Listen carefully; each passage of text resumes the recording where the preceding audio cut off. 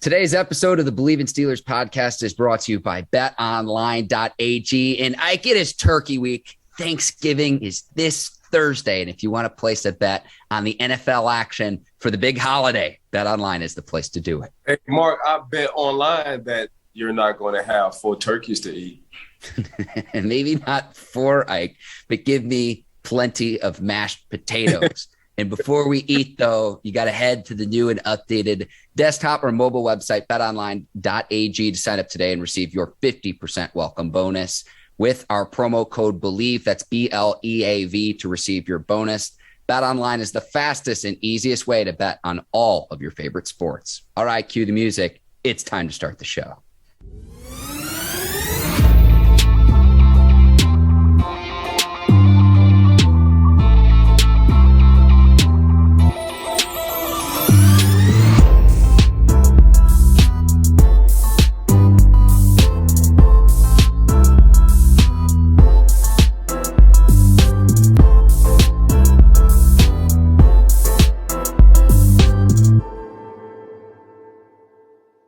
Welcome to the Bleav in Steelers podcast on the Bleav Podcast Network. I'm your host, Mark Bergin, joined as always by my guy, 2-time Super Bowl champion and 12-year veteran of the Pittsburgh Steelers, Ike Taylor. IT recording this the Monday after the Steelers' 41-37 loss on Sunday Night Football to the Los Angeles Chargers. But I tell you what, despite the fact that the Steelers lost, I was very impressed with their grit, their determination, and especially considering many key players didn't play on Sunday night.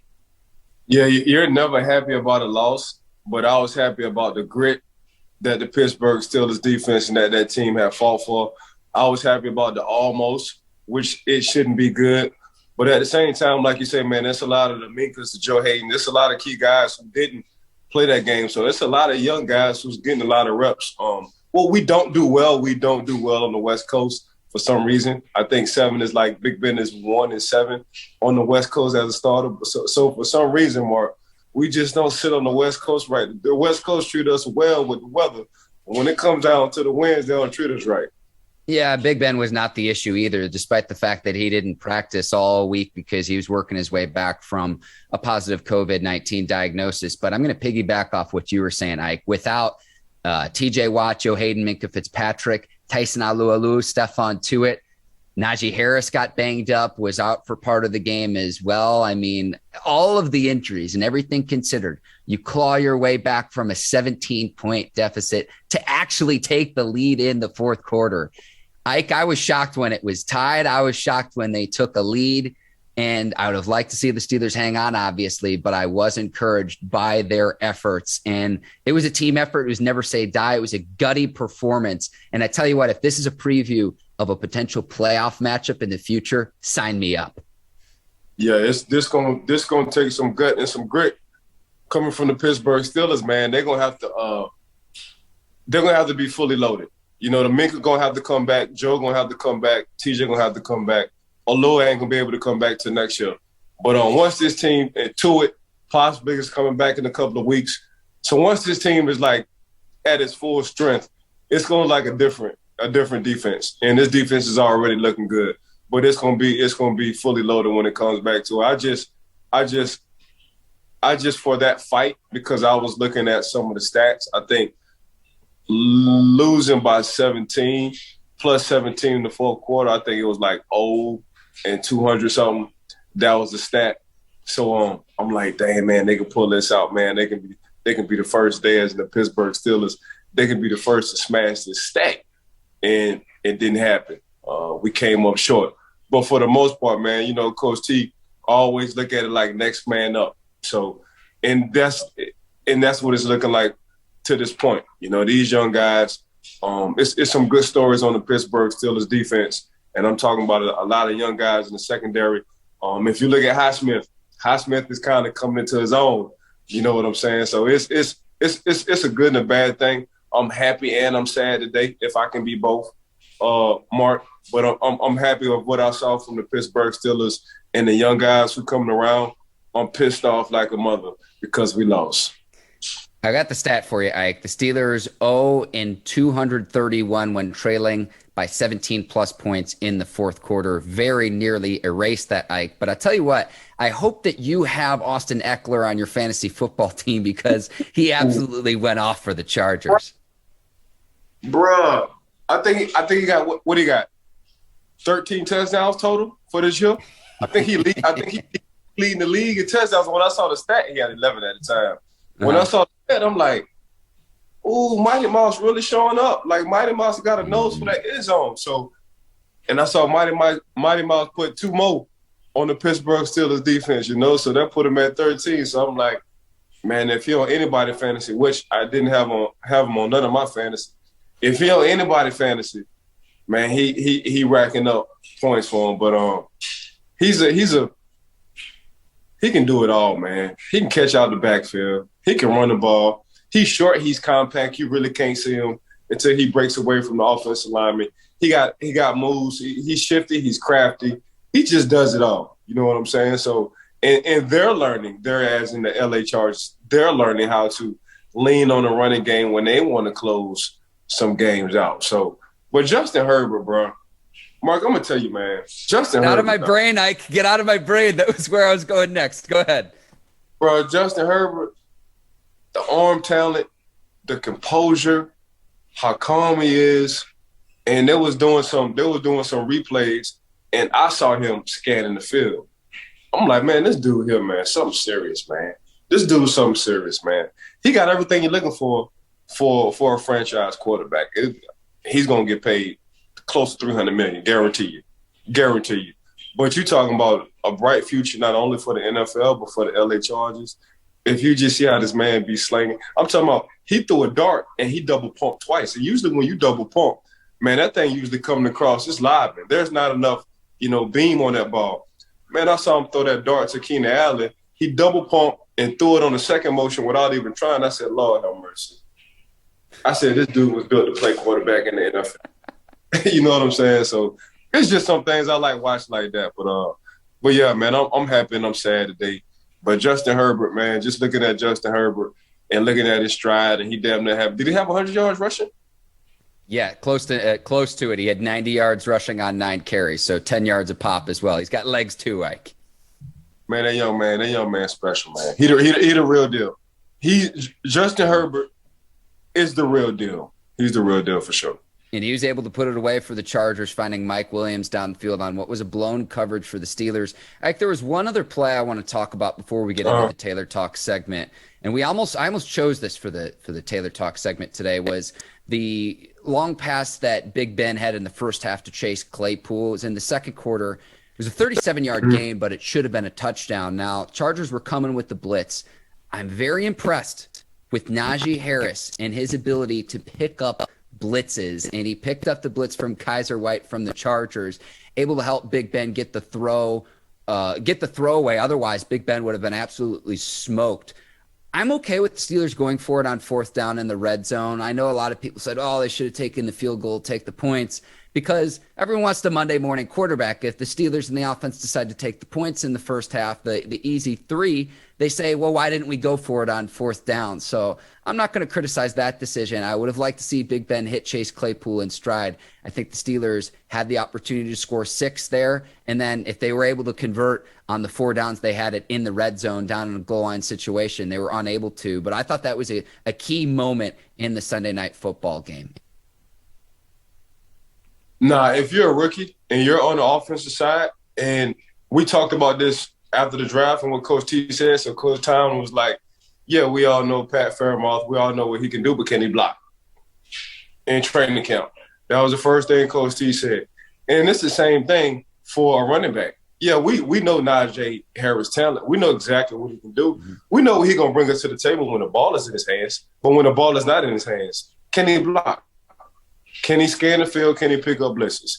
And that's exactly what he's been doing consistent. You don't be a 3-down back and not able to block for the Pittsburgh Steelers on the passing plays. That's exactly what Najee is. Najee is a 3-down player because he's able to scan and pick up the blitz as a rookie and stay on the field all 3 downs. That's a good eye, Mark. Yes, if you want to be a 3-down running back in the league, you got to be able to do it all. Blocking is a part of that. Now, before this turns into the Cam Heyward Appreciation Show here on the Bleav It's Steelers 100%. podcast. I got to give a shout out to Miles Killebrew, second punt block of the season. First Steelers player to have multiple punts blocked in the same season since Harry Newsome in 1988. The punt block got the Steelers back into the game last night, Ike. Yeah, Miles killed that brew, you know. Did y'all get that? Miles killed that brew. Yeah, especially after you're taking a slurp of whatever it is that you got over there, Ike. You feel me? So Yeah. Miles Killebrew, man, that's exactly what he's doing, man. When you got to be good at something and you're not able to get on the field full time right now, you got to be good at that, and that's what he's been doing. So shout out to Miles Killebrew, man. I saw him had big smile on the sideline. You know, got a lot of TV play at the same time, but God dang it, Miles, stop stumbling. Don't pull your hamstring. If you just go it on and score, we would have had some time on the clock to come back for the Pittsburgh Steelers. Come on, Miles, bro. Well, I know Danny Smith, the special teams coordinator for the Steelers, was very happy. And then the Steelers, look, they're able to punch it in. And we get Air Najee back in Sunday night, too. The best Najee is Air Najee, Ike. Right. No, 100%. Oh, yeah. Also, a big shout out to Coach Danny. Coach Danny, all he do is chew gum. When you see that big wide, he got about 17 gums in his mouth. And he always used to tell me right before the game at the hotel, he was like, come take a walk. And we'll go take a walk after dinner in the meetings at the hotel, man, and he'll give me like a boatload of gum. You know, talking about the dad with a Christmas gift. So Coach Danny, man, he funny as hell, man, quiet guy. And for some reason, man, them special team coaches, they don't like or they don't want headsets. They want to be in tune to the game for some reason. Yeah, I could ask you about this for the rest of the show. I could really till sundown, but we're gonna get to Taylor talk. And this footage, courtesy of NFL Game Pass. This is now the Cam Heyward Appreciation Show. And we start with the first play of Cam Heyward running down the field, lumbering down and chasing down Chargers quarterback Justin Herbert. Ike, what'd you see on this play? So we've already seen a few times that Justin Herbert has scrambling skills. I think you mentioned it earlier. He went 9 for 90, 9 carries, 9 yards. But look, if you just pause it right here, usually guys who 300-plus pounds, they don't run this far down the field. Excuse me.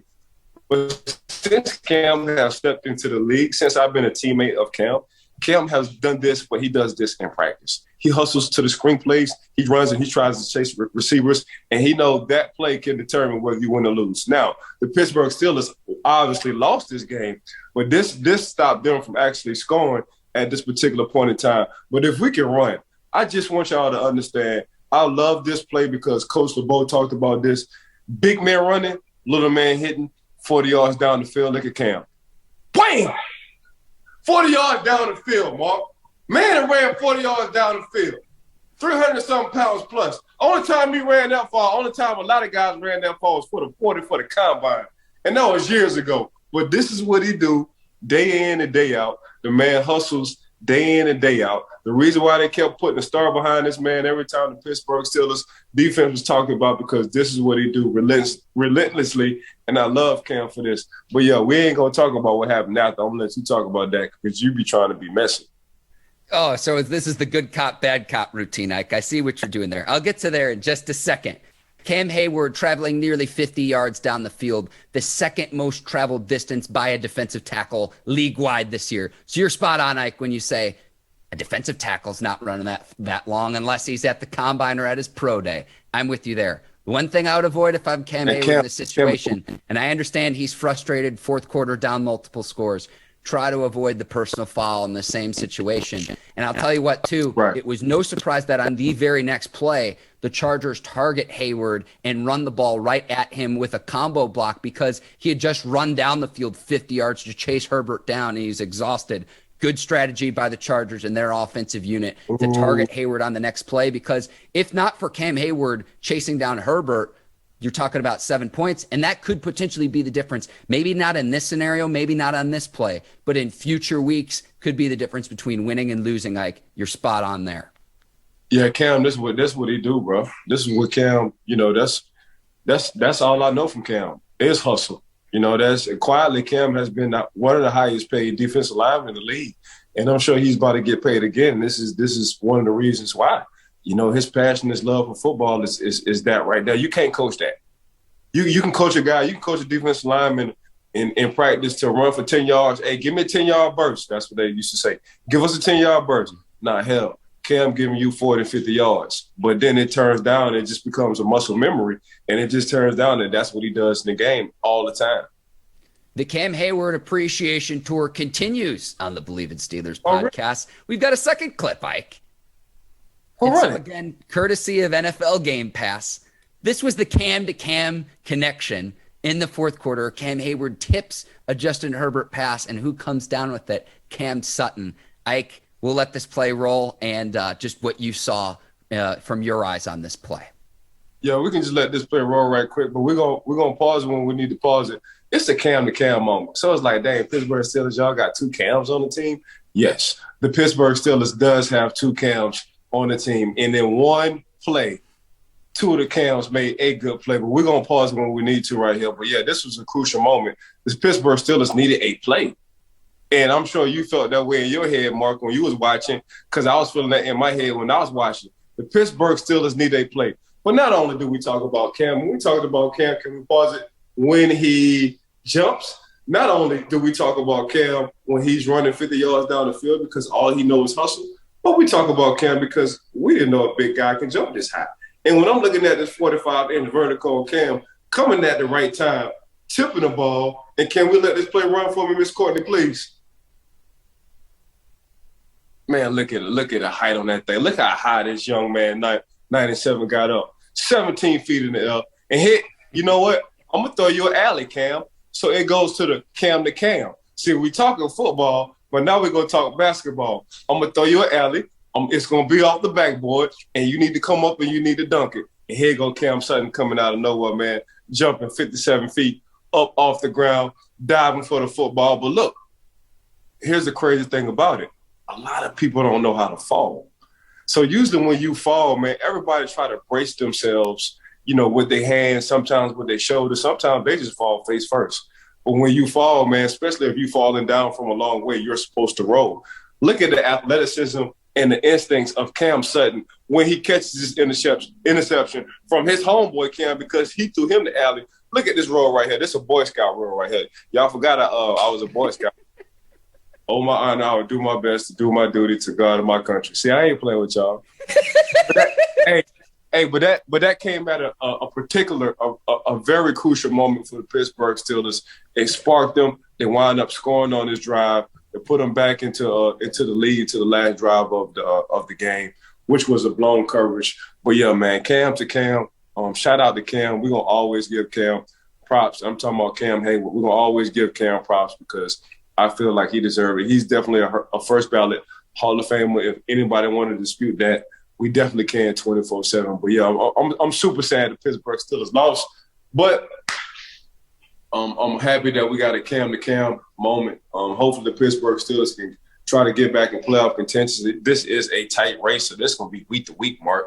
I don't know if you was looking at the records, whether it was the AFC West, AFC North or South, but man, well, I was checking out them records, them 5-4s, them 6-4s, them 5-4s, them 6-4s. It's gonna be week to week. So whoever loses, whoever gonna have that win the last 3 weeks or last 4 weeks of the season, man, they're gonna wind up sneaking in. But right now, man, ain't nobody really pulling off from the AFC. I'm with you in terms of the AFC race, Ike. To put a bow on our Cam Heyward appreciation, 6 batted down passes. That is a career high for him, tied for second most in the league. Sign me up for more Cam-to-Cam collaborations, Ike. I want to see remixes here in future weeks as we're now on the back half of the 2021 season. Okay, I hear you, Mark. I can dig that. Yes, sir. You mentioned the standings right now. Other observations I had from NFL Week 11. I tell you what, okay, look across the division. Lamar Jackson did not play, and the Ravens able to get it done against Chicago with a backup quarterback. The Browns have a problem at their quarterback position right now because you could point to Baker Mayfield and not playing well. He's not healthy right now. He's messed up. So who's left in the division, Ike? Who's left? Look, even despite a loss, like this is probably the best I felt following a loss this season Correct. for the Steelers. Correct. Yeah, I feel the same way. Right now, even though the Baltimore Ravens, they have a good record right now, it's kind of, man, they've been barely. They've been winning some tight overtime games. Lamar has taken his Superman cape out a few times to win those ball games. Justin Tucker took his cape out one time to win against Detroit. So you know what I'm saying? So they've been sliding by. Pittsburgh been very inconsistent, but you can see their defense coming along and they starting to run the ball. Cincinnati has been inconsistent. And the Browns, of course, they just depended on Baker Mayfield. So it's whatever Baker Mayfield do week to week. So, but right now, man, I'm liking the Pittsburgh Steelers. They lost a tight one on the West Coast. And I like that comeback chance that they had. They didn't close it out, but they had a chance. They gave themselves a chance. So I'm liking Pittsburgh in this division. It's just now they had a tougher schedule. I was looking at the thing. Now, from this point on, they have the toughest schedule. The NFL is not going to be easy. But knowing Coach T and their staff, man, that's exactly what they want. They don't want nothing easy. Ike, I'll take a Cape men's medium. You can address that to me in Sarasota, Florida, where I live. So I'll take one. I got you, Boca. That's what I will. I'll tell you what, a few other observations I had. James Conner for the Arizona Cardinals is having heck of a season. Scored his 12th rushing touchdown. He's got 13 on the season. The Cardinals are 9-2. They've been playing without Kyler Murray. He's had a really, really nice redemption season. This doesn't take away from the fact that I do think the Steelers needed to bring in Najee Harris, but I wanted to recognize the former Steeler on today's show. He's having a terrific season. Yeah, he got a nose for the end zone. That's what the hell he doing. That's what the hell he doing this year. And I'm just super happy for Jay. Like Jay is just everything Jay's have overcame. You know what I'm saying? Because last year, the last 2 years, he's been injury prone. Dealing with the Pittsburgh Steelers the past 2 years. But man, this offseason, his body has you can just tell his body is able to take the beat. He's holding on to the ball. And he just got a knack in the nose for the end zone this year. I guess he's up there with your boy Austin, with the most touchdowns for running backs, 13-13. So that's a cool little two-piece. But shout out to James Conner. Once you're a Steeler, you're always a Steeler, regardless of whether you go. So glad a young man is having a good season. Few other observations I had, Ike. Jameson Williams and John Mechie at Alabama are next in line. We're going to be talking about them as we get closer to the April 2022 NFL draft. I'm telling you right now, like we've saw with Henry Ruggs and Jerry Jeudy, Devontae Smith, Jalen Waddle, these are next in line. I watched some college football this weekend. So you're talking about the potentially 6 Alabama receivers drafted in the first round in the span of 3 years. You want to talk about a loaded position group. I'm watching this game this weekend, and it just clicked with me, and I'm like, oh, my gosh, those are the next 2. It is a pipeline. It is a factory at Bama in the receiver position. That was another thing that I noticed. Well, I'm going to go on the fall back because I'm going to let that be your segment, and that segment is going to be called Next in Line from Mark Bergin. So we got a lot to talk about in the offseason. Well, Miss Courtney, make sure we get this segment for Marky Mark, man, Next in Line, since he came up with it. I love the slogan, bro. You ain't even know it was a slogan, but it's a slogan. Next. I appreciate you, Ike. You're taking care of me. I got you, bro. Few other things. Urban Meyer. I think you're going to hear more and more rumors now that Dan Mullen is out at the University of Florida. Could Urban Meyer leave the Jags to go back and coach in Gainesville? You're going to hear this ramping up. If not today, later this week, I can assure you this. Few other things, too. I thought Jalen Hurts looked good for the Eagles. The Chiefs have now won 4 games in a row. The defense has righted the ship. Chris Jones back playing on the interior, 3.5 sacks, 2 tackles for loss. He had 3 quarterbacks hit and a tipped pass that led to an interception. So Chiefs have been a lot better in the coming weeks, and I got to credit their defense as well. And then one other thing, too, and I heard Tony Dungy mention this on Sunday Night Football last night, too.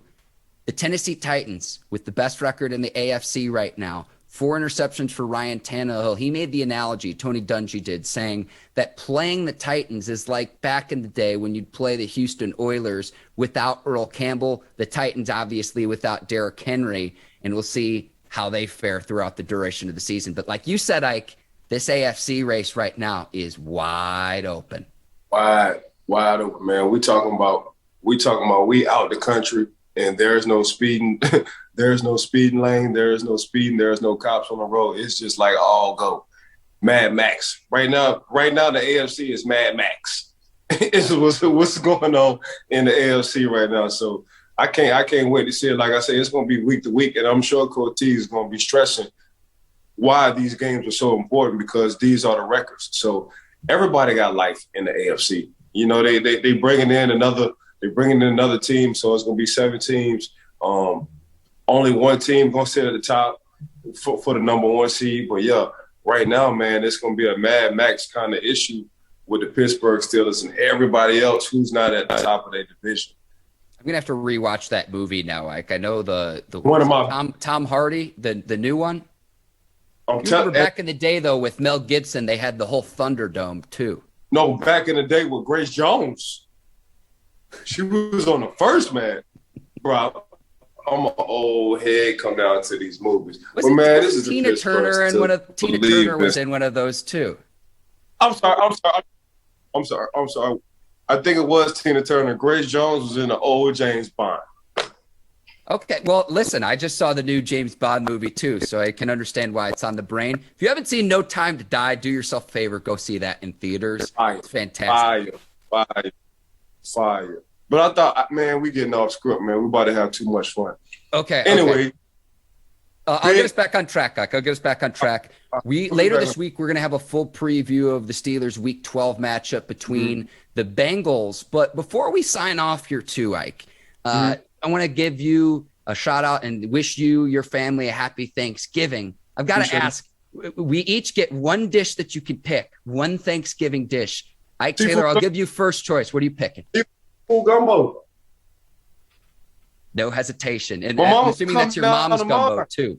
Yeah, my mama come down tomorrow. The house gonna smell like New Orleans food. She come down tomorrow. She will land at 12. I will be there at 11:59. She will be cooking by 12:37. Guaranteed. Everything gonna be laid out for her. All she do is put an apron on, put the little jazz. Ike, I think we've got you back now. We've got the gumbo. We've got the apron on. Please continue. My mouth is watering. Man, I'm telling you, every time she cooking the food, man, I'm picking at some food. She's like, boy, get out of my kitchen, boy. And I'm like, yes, ma'am. And I come right behind her again. I pick something up. And she's like, get out of my kitchen. But yes, ma'am. And every time she'll turn her body to fix something else, I just keep picking at the food. So, yeah, I can't wait till my mom come down, man. It's going to be good. All my nieces and nephews, they're going to shoot down here. So it's going to be fun tomorrow. But, yeah, she get down tomorrow by 12. I'm telling you, 12:37, she's going to be in the kitchen cooking. I love that, Ike.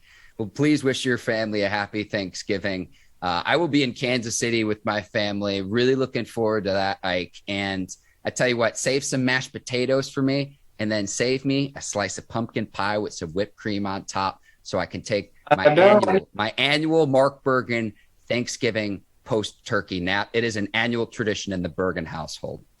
Hey, Mark, just slide down this way, bro. You ain't too far. Just slide down to the O. Bring the fam, man. We're going to have enough food for 5 families. I'm trying to told you. But nah, happy Thanksgiving to the Bleav Still a Podcast family. Happy Thanksgiving to Brinks TV, Miss Courtney, your team. Happy Thanksgiving to my dog, Mark, and the Bergins and their family.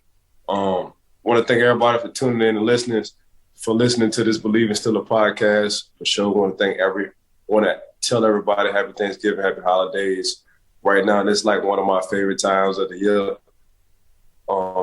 Thanksgiving, probably because I see my whole family, and my son loves seeing his cousins. So we all been in one house all the time for at least 10 days. So I'm glad to see that. But yeah, man, I just appreciate all y'all. Ms. Courtney, I appreciate you and your squad. Bet Online, I appreciate y'all for just continually showing love to Mark and I, supporting Mark and I on this Bleav Still a Podcast. Mark, I truly appreciate you, bro, for being patient, working with me, blase, the whole nine. So yeah, getting back to what we were saying, I got the Pittsburgh Steelers beefing it up on the Cincinnati Bengals, but we'll talk about that later on in the week. Is that cool with you, Mark? Yes, sir. Yes, sir. So we'll record that on Wednesday, and that episode will be out on Friday for the listeners and the viewers. So we're going to take care of you. Don't worry. But again, thank you to you, Ike, to the folks over at the Bleav Podcast Network, Brinks TV, Bet Online for today's show, and happy Thanksgiving to everyone out there as well. I'll go ahead and sign off for the both of us here. For Ike Taylor, I'm Mark Bergin. Thank you for listening to the Bleav in Steelers podcast. We will see you on Friday. Take care. Have a happy Thanksgiving. And so long, everyone. Peace.